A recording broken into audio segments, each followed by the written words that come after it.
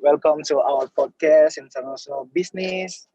Today our topic is reactionary versus authoritarian. Uh, untuk mbak-mbak mas-masnya nih, dengar reactionary versus authoritarian tuh apa yang kepikiran gitu? Coba Mbak Cynthia dulu deh, Mbak Cynthia dulu. Gimana nih Mbak Cynthia nih? Kalau menurut saya reactionary itu dia nggak menentang adanya kemajuan dan pembaruannya dia, kayak demonstrasi gitu. Kemajuannya itu maksudnya kayak gimana Mbak? Dia kayak maksudnya nggak mau ada peraturan baru gitu. Oh, kalau dari yang lainnya, mas-masnya nih? Coba mas siapa yang mau ngomong nih? Berarti misalnya kalau gue ya, kalau misalnya disuruh milih salah satu sih, tapi gue lebih ke reactionary sih. Kan kalau dari kita tahu nih, ya kan kita tahu nih kayak otoritarisme kan lebih ke gimana ya? Walaupun emang di dalam keadaan genting lebih berguna gitu ya, pemimpin harus tegas. Tapi kalau reactionary itu aspirasi masyarakat tuh didengerin loh, daripada otoritarisme kan aspirasi masyarakat nggak didengerin sama sekali. Jadi gue lebih ke prefer ke reactionary daripada otoritarisme. Oh, kalau yang lain ini Mas Brian, Mas Vincent, Mas Jason gimana nih coba? Sama sih kalau gue lebih ke lebih ke ini kali ya. Lebih ke otoriter ya? Enggak, lebih ke reactionary juga. Oh, reactionary oke. Ya alasannya kayak tadi, karena kalau otoriter kan kayak pendapat masyarakatnya kayak nggak didengarin gitu. Berarti kalau reactionary itu kalau misalnya ideologi politik nih, ini kan ideologi politik kan ada kiri dan kanan. Kalau reactionary itu sayap kanan apa sayap kiri sih? Kayak misalnya kalau sayap kiri kan kapitalisme, kalau sayap kanan sosialis. Biasanya sayap kiri itu apa? Atau kalau misalnya reactionary itu masuknya di sayap mana itu kalau menurut kalian? Dari apa lu bilang sayap kiri kapitalis, berarti sayap kanan tuh komunis ya? Kayak sama rata gitu ya? Sosialis gitu. Sosialisme, kapitalisme.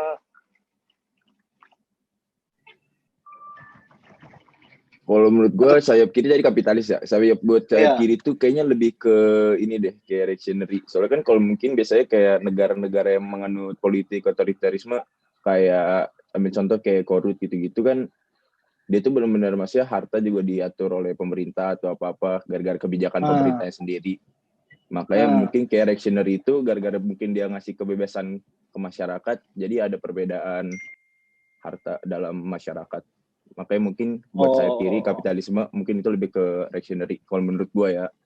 Oh oke, siap. Kalau yang authoritarian ini gimana nih? Nggak ada yang pro-nya. Coba. Bapak siapa nih yang belum ngomong? Mas siapa yang belum ngomong? Kalau menurut saya sih authoritarian lebih bagus sih. Soalnya dengan kepemimpinan satu orang jadinya lebih gampang gitu. Oh, jadi negara dijalankan oleh satu kepala gitu. Iya, maksudnya kayak yang penting si kepala yang dipilih itu lebih bagus gitu loh. Bisa mengerti apa hal yang harus dilakukan ke depannya supaya lebih baik kayak gitu. Apapun itu yang pokoknya yang dia ngomong pasti benar gitu. Asal itu apa? Untuk membangun, untuk ke jalan yang lebih benar untuk rakyatnya gitu. Kalau yang penting rakyatnya juga mendapat hal yang baik gitu. Oh, oke. Kalau Mas yang lain nih, tadi yang authoritarian siapa sih?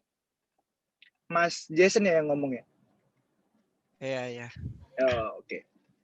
Yang belum ngomong siapa nih, ayo? Saya. Oke.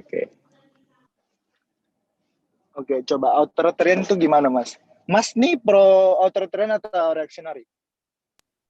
Saya lebih ke reactionary ya. Oh, reactionary. Berarti otoritariannya satu orang doang. Gimana nih? Kita bantai habis-habisan nih masnya ya? Mau dibantai? Waduh. Waduh, rada berat ya. Ya dibantu lah authoritarian satu orang. Oke, gue ganti jadi Oh. otoritarian deh. Gue ganti jadi otoritarisme. Bisa ganti kubu ya? Bisa ganti kubu. Gue ganti kubu. Oh, siap. Oke. Berarti ini kayak nggak kiri-kiri amat, nggak kanan-kanan amat Iya, ya ideologi biar ada politiknya. pro kontranya aja. Oke, kalau gitu. Gimana Mas, otoritarian ini? Kalau misalnya negara mana sih yang kayak penganut otoritarian banget gitu? Ayo. Ya, mandu.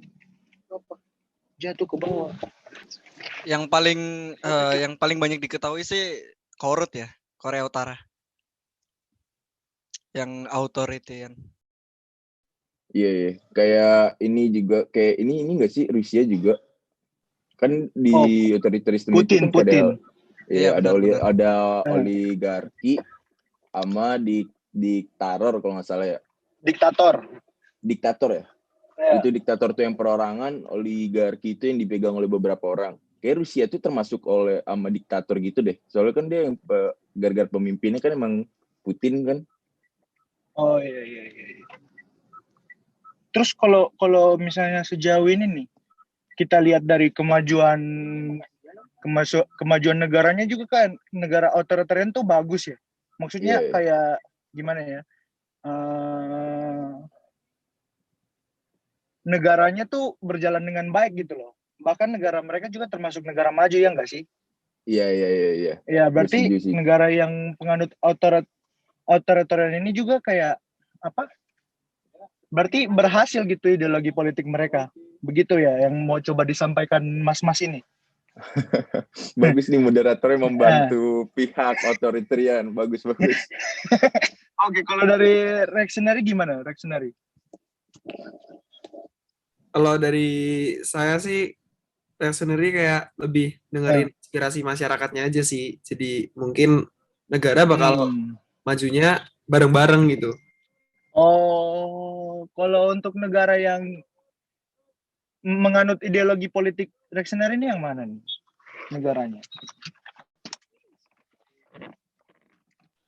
Indonesia termasuk reactionary nggak sih? Iya. Indonesia masih termasuk deh. Oh, Indonesia. Berarti kalau mau misalnya pukul rata nih, misalnya lihat dari luarnya aja, kita bisa bilang dong Indonesia aja masih negara apa misalnya? Negara berkembang. Nah, terus negara yang menganut sistem otoritarian ini udah maju gitu loh. Itu gimana tuh mas-masnya? Coba dilihat lagi Korea Utara deh.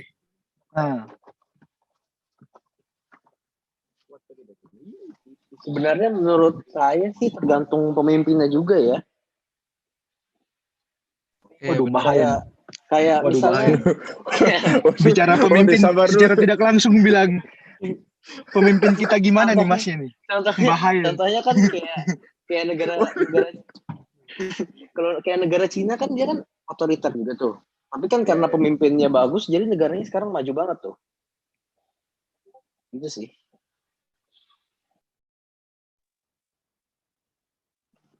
Oke. Jadi tergantung pemimpinannya dan gaya mereka menerapkan ideologi tersebut ya?